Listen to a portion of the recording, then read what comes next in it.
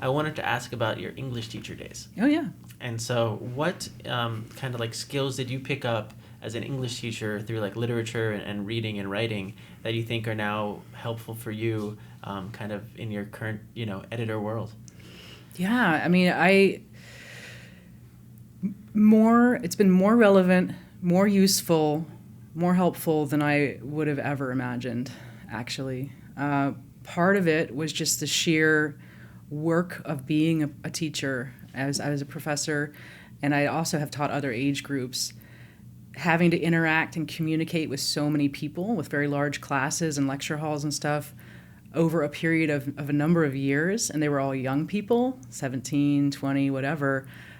I was primed and ready to talk to those people as a journalist, and I didn't know that, but that's what developed over time. So that was something that really helped.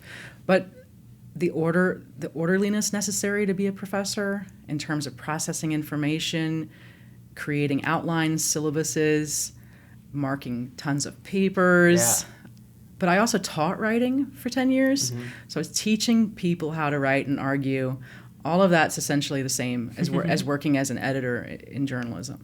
So I do think of my writers as my students sometimes. Yeah. Sometimes I call them kids and then stop myself. Like, don't call them your kids. They're adults. They need to be adult about everything. It's the same thing. When you're editing people's work, you are providing feedback because you want them to improve. So I'm often making notes that would be the same kind of notes that I would have made on a student paper. Like, you're doing really well in this one bit, but then you slip and you forget to finish your thoughts. The same organizational kind of lecture stuff that I would have given as a teacher. All right, so I always wondered this as because you as a teacher, even like a high school teacher or something, you say you have 20 kids in your class, okay, and you have 6 classes, and you're an English teacher. Yes. That's 120 papers you read, and say every one of them is 4 pages or 5 pages. Do you go through and read every single paper, or are you okay, I know at the bottom of this at this paragraph, this is where the key thing has to be, and this is what I have to kind of look out for? Is that something you kind of learn to go through them, or are you there going through every paper okay, this one's good or not, because you're you're giving people a grade? So I'm curious, because that to me it's not like math. In math you're okay, 2 + 2 is 4, and you can write down 4, and that's a check or an X. And so I'm curious what the process is like there. Yeah, I can't speak too much for other people, though I come from a family of teachers, so I guess I can kind of summarize my family approach.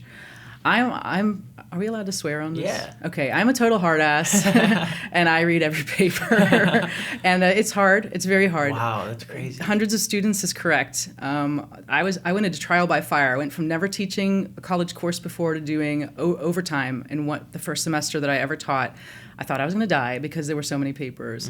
So you just get better over time, but it is a skill. It's an unusual skill to become a very fast reader. And I do think that happened to me. And I do think that is what enabled me to be editor-in-chief at Bleeding Cool, working with 80 contributors. I got to be a surprisingly fast reader.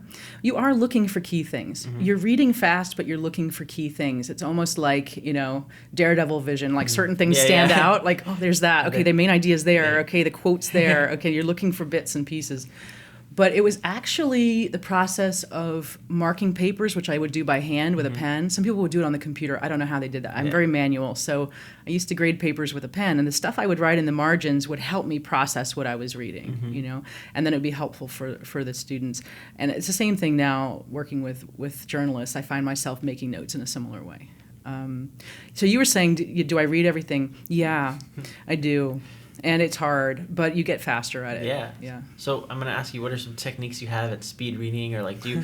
I heard about some techniques you start reading at a faster speed than your normal without comprehending everything. Sure. And then you go back and reread it slower, and you realize that you pick up so much more the second time, because you're okay, cool, I already had the basis of what it was about, but now I know to look for the details. Yeah. And then I've heard of looking at stopping before you get to the last few words in a specific line, and then going back and shooting the other way, and your brain starts to use your peripheral vision to start to pick up those last few words. So it's not like you're skipping over them, but you're just getting faster and faster. Yeah, that's fascinating. I can recognize a few of those things as things that kind of happened to me. I don't know that I consciously developed them.